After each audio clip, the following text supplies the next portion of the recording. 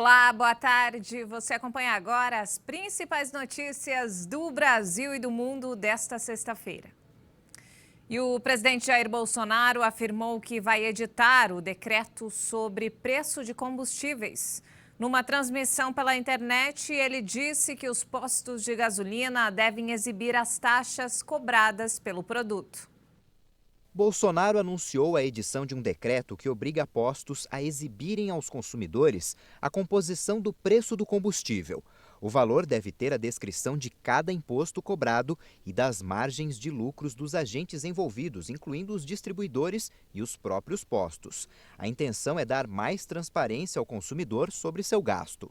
É um direito de todos vocês saberem, né, quanto de imposto se paga em qualquer mercadoria. O que a gente vai também? A gente vai exigir, via decreto, dos postos de gasolina. Você vai abastecer seu carro, seja diesel, álcool, gasolina, né?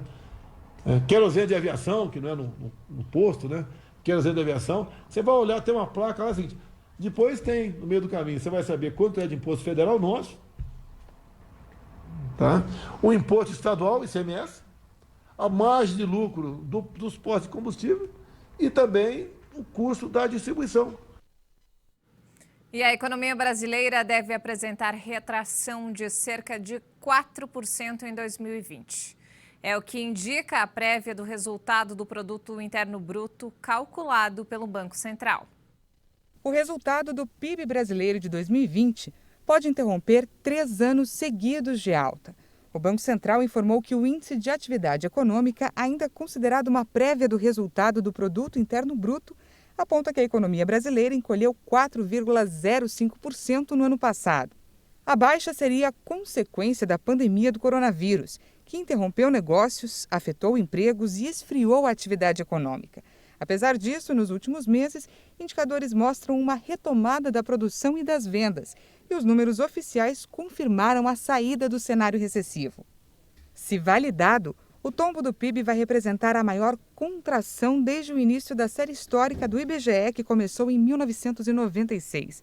O resultado oficial do PIB, que é a soma de todos os bens e serviços produzidos no país, deve ser divulgado somente em 3 de março.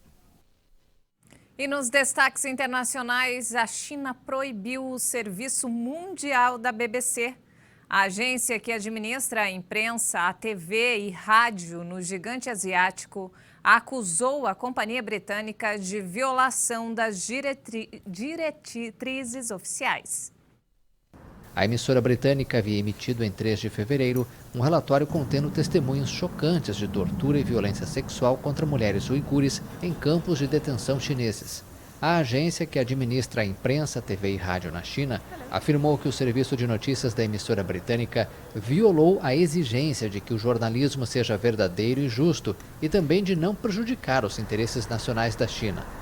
Por isso, não vai permitir que a BBC continue retransmitindo na China e não aceita a renovação de sua permissão anual. Por meio de um porta-voz, a emissora britânica informou que está decepcionada de que as autoridades chinesas tenham decidido seguir esse caminho. A BBC afirmou que é a emissora mundial mais confiável e informa em todo o mundo de forma justa, imparcial e sem medo ou favoritismos. Já o governo britânico qualificou a proibição chinesa como um atentado inaceitável à liberdade de imprensa. E olha só essa história. Na isolada Amazônia venezuelana, a gasolina se paga com ouro. É isso mesmo. O litro do combustível é vendido a quase 10 vezes mais que o preço no fornecedor colombiano de onde vem. José coloca com cuidado em uma balança digital o ouro em pó com que vai pagar a gasolina.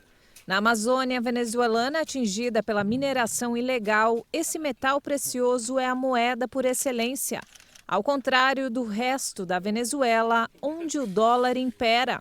Oliver e José usam como armazém o barco no qual navegam pelas águas do rio Orinoco, na área do Parque Nacional Iapacanã, no estado do Amazonas. Eles trocam produtos como latas de atum, óleo ou leite em pó por listras de ouro. Uma listra equivale a 1/10 de 1 grama de ouro. Para ganhar $100 na Venezuela, sem brincadeira, você tem que fazer um milagre. Os comerciantes precisam pagar seguranças e indígenas que cobram a quem passa por seus territórios. Nesta região, a mineração ilegal está à tona, com a cumplicidade dos militares que recebem propina para fazer vista grossa, segundo ativistas. Os moradores da área concordam que a Guarda Nacional não tem autoridade aqui. A lei que vale é indígena. E nas minas costumam valer as regras de alguma organização criminosa. Não, eu não he visto mineiro rico. Por quê? He visto Não vi um mineiro rico, vi gente que pega ouro, de repente ganha e no ano seguinte já perde tudo, porque tirou esse ano e no ano seguinte não ganha nada. Este ano e o outro ano que vino não sacou nada. A ONG SOS Orinoco alertou que a mineração de ouro neste Parque Nacional cresce 242 hectares por ano. O último relatório de 2019 indicou que a atividade ali já cobria mais de 2.000 hectares do setor em 69 pontos. Em vários locais, os danos aos ecossistemas ricos em água doce serão irreversíveis. A Organização Mundial da Saúde demonstrou preocupação com o recente avanço da pandemia de Covid-19 na África. A OMS destacou o crescimento de 40% no número de mortes em um mês e falou sobre os planos de vacinação para o continente. Mais de 22 mil pessoas morreram por Covid-19 na África nos últimos 28 dias. O alerta foi feito pela Organização Mundial da Saúde.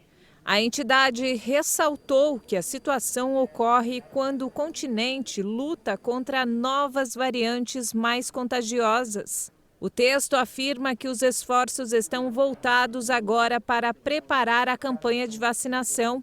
Em uma coletiva de imprensa, a divisão africana da organização informou que 4 países estão prestes a receber uma quantidade não muito extensa de imunizantes da Pfizer.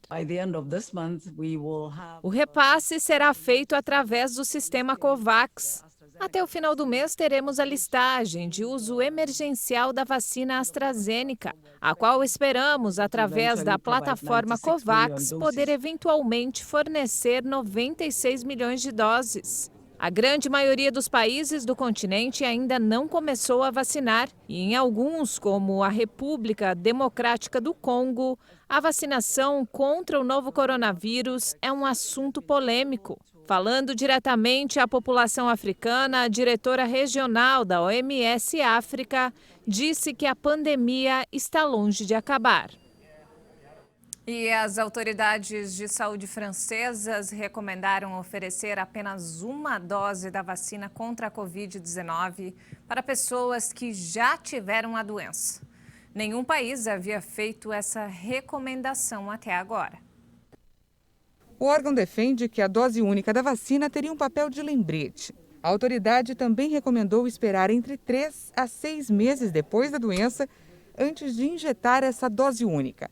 Nos últimos dias, essa solução foi mencionada em diversos estudos realizados nos Estados Unidos e na Itália, mas que ainda não foram avaliados por outros cientistas. Além dos benefícios para a saúde, os pesquisadores por trás destes trabalhos apontaram que a administração única em pessoas que já estiveram doentes poderia economizar doses em um contexto de oferta restrita. O governo francês geralmente segue o conselho da autoridade de saúde, mas no final de janeiro considerou que o tempo entre as 2 doses da vacina Pfizer não poderia ser aumentado, contrariando a recomendação feita alguns dias antes pelo órgão. Desde o início da pandemia de Covid-19, 3.400.000 casos de infecções foram registrados na França. E essa edição fica por aqui. Outras informações você acompanha durante a nossa programação. Uma ótima tarde para você.